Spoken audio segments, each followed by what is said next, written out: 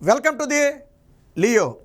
YCP అధికారంలోకి వచ్చిన తర్వాత మొట్టమొదటిగా చేసిన పని ఏంటంటే ప్రశ్నించే వారిపైన దాడులు చేయటం, అలాగే ప్రశ్నించిన టీడీపీ నేతలను అక్రమంగా అరెస్ట్ చేయడం కానివ్వండి, లేదా ఆర్థిక మూలాల మీద దెబ్బ కొట్టైనా సరే వారిని దారిలోకి తెచ్చుకోవాలనే ప్రయత్నం చేశారు.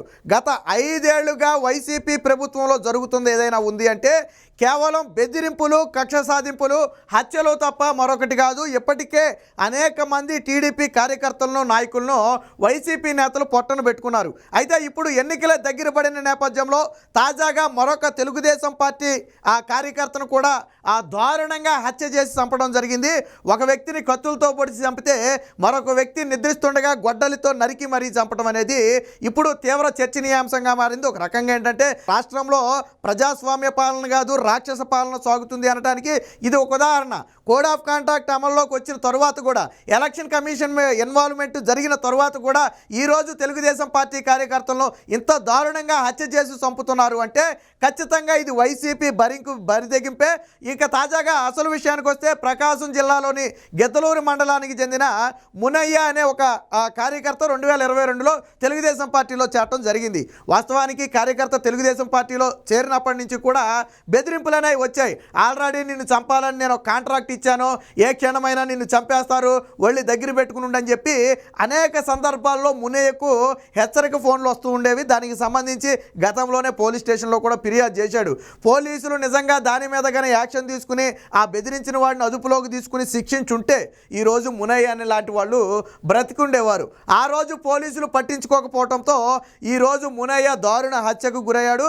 మొన్న ఏదైతే ప్రజాగళం సభ జరిగిందో, చిలకలూరిపేట బొప్పిడి వద్ద ఆ ప్రజాగళం సభ జరిగిందో, ఆ సభకు ఈ గ్రామం నుంచి మొత్తం 70 కుటుంబాలు ఉంటే అందులో 60 కుటుంబాలన్నీ కూడా మునయ్య వైపు ఉంటాయి, ఒక 10 కుటుంబాలు వైసీపీ వైపు ఉంటాయి.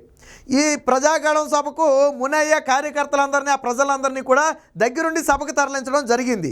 సో దాంతో కక్ష పెట్టుకున్నారు వైసీపీ నాయకులు, కార్యకర్తలు. ఎందుకనంటే అంతకుముందు జరిగినటువంటి సిద్ధం సభకు బస్సులు పెడితే ఎవరో ఇళ్ళు, ఏ ఫ్యామిలీలు కూడా వెళ్ళా, 4-5 వెళ్ళారేమో కానీ ఇక్కడ నుంచి ఎవరు వెళ్ళలా. కానీ ప్రజాగళం సభ, తెలుగుదేశం సభకు మాత్రం భారీగా తరలి వెళ్ళిపోయారు. దాని వెనక ఉన్న వ్యక్తి ఎవరయ్యా అంటే మునయ్య, మొత్తాన్ని కూడా క్రోడీకరించి తీసుకెళ్లిన వ్యక్తి. దాంతో మునయ్య లాంటి వాళ్ళు ఉంటే అక్కడ తెలుగుదేశం పార్టీ బలపడుతుందనే ఒక అక్కసుతో రాత్రిపూట నిద్రిస్తుంటే 3-4 వైసీపీ గోండాలు అర్ధరాత్రి వచ్చి తల మీద నరికేసి పారిపోవడం జరిగింది. అప్పుడు భారీ కాకలు పెడితే ఇరుగు పొరుగు వాళ్ళు వచ్చి స్థానిక ఆసుపత్రికి తీసుకెళ్తే అప్పటికే పరిస్థితి విషమించిందని చెప్పారు. దీంతో మెరుగైన వైద్యం కోసం కనీసం హైదరాబాద్ అయినా తరలించాలని చెప్పి తరలిస్తుంటే మార్గ మధ్యంలోనే కార్యకర్త అయితే చనిపోవడం జరిగింది. అలాగే హుస్సేన్ అనే వేరొక తెలుగుదేశం పార్టీ కార్యకర్తను ఇదే విధంగా కత్తులతో పొడిచి దాడి చేయడం జరిగింది. అలాగే మరొక వ్యక్తి కారుని ఇలాగే సభకి వెళ్ళాడని చెప్పి కారుని పూర్తిగా అగ్గిపెట్టి తగలబెట్టడం జరిగింది. అంటే చూడండి, రాష్ట్రంలో ఇప్పుడు వాస్తవానికి జగన్మోహన్ రెడ్డి కూరలు బీకిన పాము లాంటి వాడు, ఆ అధికారాలు ఏమీ లేవు. అయినప్పటికీ కూడా వైసీపీ కార్యకర్తలను ఈ విధంగా రెచ్చగొట్టి ఎవరైతే తెలుగుదేశం పార్టీలో యాక్టివ్గా ఉన్నారో, ఎవరైతే తెలుగుదేశం పార్టీకి పూర్తి స్థాయి మద్దతు పలుకుతూ 10 మందిని కూడగడుతున్నారో వారిని అంతం చేయాలని మరి ఆదేశాలు ఏమైనా ఇచ్చాడో మనకైతే తెలియదు. కానీ ఈరోజు బరి తెగించి వైసీపీ గుండాలు ఈరోజు ఆ రాష్ట్రంలో రక్తపాతం అయితే సృష్టిస్తున్నారు. పైగా చేసిన తప్పును కవర్ చేసుకునే ప్రయత్నం వైసీపీకి అలవాటే. టీడీపీ నేతల మీద బహిరంగంగా దాడులు చేసిన సందర్భం మనం చూసాం. చంద్రబాబు గారి ఇంటి మీదే దాడి చేస్తే ఇక సాధారణ వ్యక్తుల పరిస్థితి ఏంటి? ఒక Z+ కేటగిరీ ఉన్నటువంటి వ్యక్తి అయినటువంటి చంద్రబాబు గారి ఇంటి మీదకే దాడికి వెళ్ళారు. తెలుగుదేశం పార్టీ ఆఫీస్ని ఎంత దారుణంగా దాడి చేశారు. ఈ రోజుకి తెలుగుదేశం పార్టీ ఆఫీస్ మీద దాడి చేసిన వాళ్ళ మీద ఒక్కరి మీదైనా చర్యలు తీసుకున్నారా? అన్ని ఆధారాలు సీసీటీవీ ఫుటేజ్తో సహా పోలీసులకు ఇస్తే ఈ రోజుకి దాని మీద చర్యలు తీసుకోవాలి. అంటే తెలుగుదేశం పార్టీ కార్యకర్తల్ని హతమార్చినా, వేధించినా, ఏం చేసినప్పటికీ కూడా వ్యవస్థలు స్పందించవు. ముఖ్యంగా పోలీసు వ్యవస్థ చర్యలు తీసుకోదు. ఎందుకనంటే జగన్మోహన్ రెడ్డి పోలీసు వ్యవస్థను తన బానిస వ్యవస్థగా మార్చుకున్నాడు. తాను చెప్పినట్టే చేయటమే. ఒక ప్రతిపక్ష నేత ఇంటి మీద దాడి చేస్తే చర్యలు తీసుకోరా? ఆయన కాన్వాయ్ మీద రాళ్ళు చెప్పులు వేస్తే భావ ప్రకటన స్వేచ్ఛ అంటారా?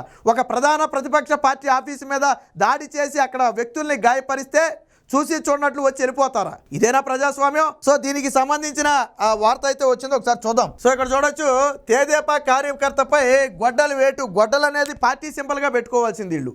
జగన్మోహన్ రెడ్డి పార్టీ సింబల్ పొరపాటున ఫ్యాన్ అని పెట్టుకున్నాడు, కానీ మరి ఎలక్షన్ కమిషన్ ఎలా ఇచ్చిందో నాకైతే తెలియదు. కానీ పార్టీ సింబల్ గొడ్డలని పెట్టుకోవాల్సింది. ఎందుకనంటే బాబాయి దగ్గర మొదలు పెడితే రాష్ట్రంలో ప్రతిదానికి వాడేది గొడ్డలే కదా. సొంత బాబాయిని చంపడానికి గొడ్డల పోటేశారు. ఈరోజు ఎదిరించిన తెలుగుదేశం పార్టీ కార్యకర్తలను చంపడానికి మరొక గొడ్డలు పోటు వేశారు. ఇది మనుషుల మీద జరిగిన దాడి కాదు, ప్రజాస్వామ్యం మీద జగన్మోహన్ రెడ్డి గొడ్డలు పెట్టింది. ప్రజాస్వామ్యాన్ని జగన్మోహన్ రెడ్డి గొడ్డలతో నరికి కూనీ చేసే ప్రయత్నం చేస్తున్నాడు.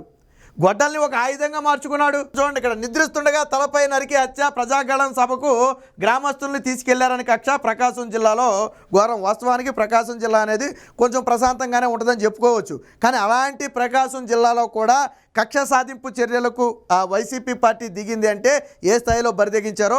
పాపం ఈ మునయ్య, ఇతనే మృతి చెందిన మునయ్య ఎవరయ్యా అంటే ఇతనే. చేసిన తప్పేంటయ్యా అంటే ప్రజాగళం సభకు గ్రామస్తులందరినీ పోగేసి ఒక వాహనంలో తీసుకెళ్ళటం, అది ఆయన చేసిన తప్పు. అంతకుముందు సిద్ధం సభకు ఎవరు వెళ్ళలేదు. ఇప్పుడు ఒకరు ఒక సభకు వెళ్ళాలా వద్దా అనేది వాళ్ళ వ్యక్తిగత విషయం. ఇష్టం ఉంటే వెళ్తారు, కష్టమైతే మానేస్తారు. సిద్ధం సభకు వెళ్ళని జనం ప్రజాగళం సభకు వెళ్ళారని చెప్పి కక్షగట్టి ఈరోజు మునయ్యను అత్యంత దారుణంగా హత్య చేశారు. వైసీపీ బరి తెగింపుకి ఇది పరాకాష్ట. ప్రజాస్వామ్యాన్ని కూనీ చేయటమే జగన్మోహన్ రెడ్డి ప్రధాన ఉద్దేశం. అయితే ఈరోజు మీరు తాత్కాలికంగా తప్పించుకోవచ్చు తప్ప రేపు ప్రభుత్వాలు మారిన తర్వాత అందుకు పదింతలు అనుభవించాల్సి ఉంటుంది. ఎవరైతే ఈరోజు బరి తెగించి ఇలాంటి దుశ్చర్యలకు పాల్పడ్డారో వాళ్ళు ఖచ్చితంగా మూల్యం చెల్లించుకోవాలా.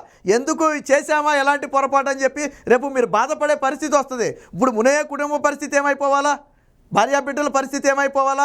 ఏంటి అతను చేసిన తప్పు? రాజకీయంగా ఎదుర్కొనే దమ్ము ఉండాలా. వైసీపీ సభలకు రాలేదని చెప్పి టీడీపీ సభలకు వెళ్ళారని హత్య చేయడం మొదలు పెడితే ఈరోజు ఆ సభలకు వచ్చిన వాళ్ళు వీళ్ళు, ఈ సభలకు వచ్చిన వాళ్ళని నరుక్కుంటూ పోతారా? వైసీపీ విధానం చూస్తే అలాగే ఉంది. మా సభలకు రాకపోతే మేము చంపేస్తాం, మా మాట వెళ్ళిపోతే మేము చంపేస్తాం, మమ్మల్ని ఎదిరిస్తే మేము చంపేస్తాం. మమ్మల్ని అడిగేది ఎవరు? మాకు వెనకాల కాపాడే జగన్మోహన్ రెడ్డి ఉన్నాడు, పోలీసు వ్యవస్థ ఉంది, మమ్మల్ని కాపాడద్ది.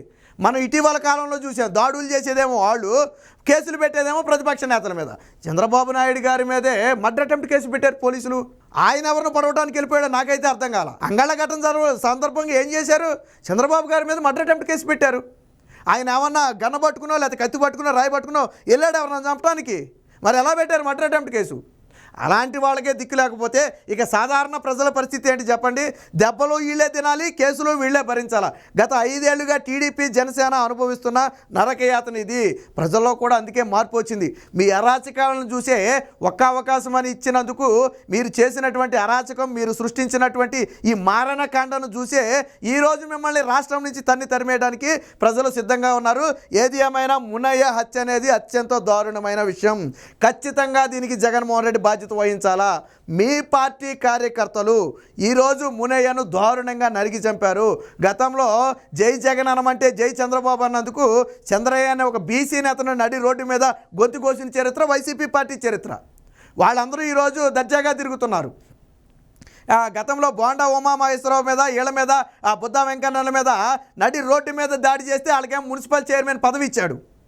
అంటే గోండాయిజం, రౌడీయిజం చేసి హత్యలు దారుణాలు చేసిన వారికి వైసీపీ పార్టీలో పదవులు ఇస్తారు. మహిళలను ఏడిపించిన వారికి, గంజాయిలు అమ్మిన వారికి, స్మగ్లింగ్ చేసే వాళ్ళకి వైసీపీ పార్టీలో పదవులు ఇస్తారు. ఈరోజు మీ చర్యల వల్లే ఇలా బరితెగించారు. మమ్మల్ని ఎవరు ఏం చేయలేరని ఒక దురహంకారంతోనే ఈరోజు ఇలా బరితెగించారు. అయితే ఇక మీ ఆటలు ఎంతో కాలం సాగే పరిస్థితి లేదు. మహా అయితే 50 రోజులు, ఆ తర్వాత మీ ఆటలన్నీ కూడా కట్ అవుతాయి. ఇప్పుడు ఏదైతే 5 ఏళ్ల పాటు ఇబ్బందులకు గురి చేశారో ఆల్రెడీ నారా లోకేష్ చెప్పాడు. ఎవరైతే చట్టాన్ని ఉల్లంఘించారో, ఎవరైతే తెలుగుదేశం పార్టీ కార్యకర్తలను ఇబ్బంది పెట్టారో వారెవరిని వదిలిపెట్టమని చెప్పి ఆయన 1కి 10 సార్లు చెప్పింది. అందుకే, ఎందుకంటే ఒక కార్యకర్తను కోల్పోతే ఒక కుటుంబ సభ్యుని కోల్పోయినట్టే ఉంటుంది. ఎవరికైనా సరే బాధ. మన ఇంట్లో కుటుంబ సభ్యుని కోల్పోతే ఎంత బాధ ఉంటుంది, ఒక పార్టీకి కార్యకర్తను కోల్పోయినా అంత బాధ ఉంటుంది.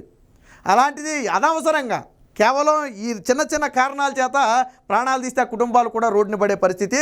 లోకేష్ గారు కూడా మార్నింగ్ చాలా సీరియస్గానే స్పందించారు. ఇంకా ఎంతో కాలం ఈ ఆటలు నడిచే పరిస్థితి లేదని చెప్పారు. అలాగే మునయ్య కుటుంబకు పూర్తి స్థాయి అండగా ఉంటామని చెప్పి కూడా ఆ తెలుగుదేశం పార్టీ అయితే ప్రకటించడం జరిగింది. ఎప్పటికైనా పోలీసులకి ఇప్పటి వరకు ఏం చేశారనేది పక్కన పెట్టి ఎప్పటికైనా పోలీసులు చట్టం ప్రకారం నడుచుకోవాలి. లేని పక్షంలో దాడులు చేసిన వారితో పాటు ప్రేక్షక పాత్ర వహించిన పోలీసు వ్యవస్థ కూడా రేపు మూల్యం చెల్లించుకోవాల్సి ఉంటుంది.